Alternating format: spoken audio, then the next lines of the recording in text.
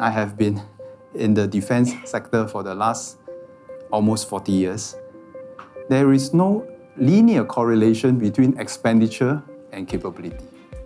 There's a Chinese saying, 害人之心不可有，防人之心不可无. And I think this applies to the defense.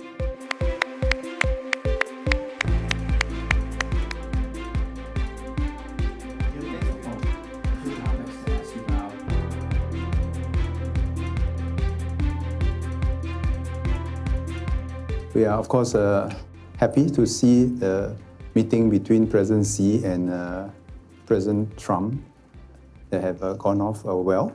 And I think it sets the tone for the relationship between the two countries. And I think from this Shangri-La dialogue, it's quite obvious to all of us observing it. The officials from both sides are following the tone set.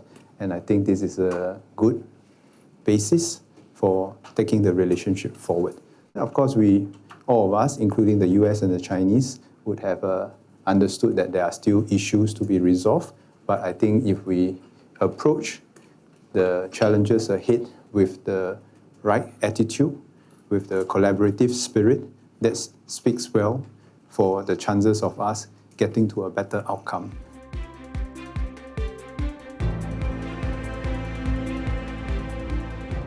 And I'd just like to perhaps encourage people not to use this phrase, low-level Chinese participation. I personally don't like this. I personally don't look down on people and cast them as whether they are low-level or high-level. I think we respect the Chinese participation. The Chinese participation will be determined by their own considerations, and different years they have different levels of participation. First, it's not that the Chinese are not here, and I think the Chinese delegations have made their presence felt in many of the plenary sessions. I think the value of SLD is best reflected in the participation and the networks being connected. So if I may use the analogy of an airport, the success of an airport is not based on whether a particular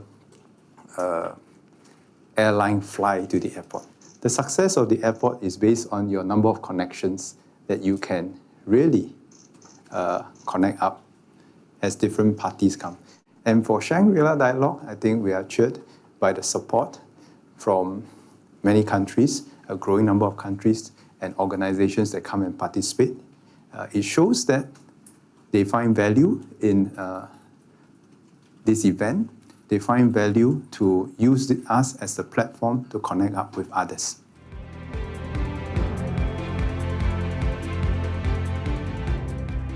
It's not just how much we spend on defense that matters. It is also how we spend the money that matters.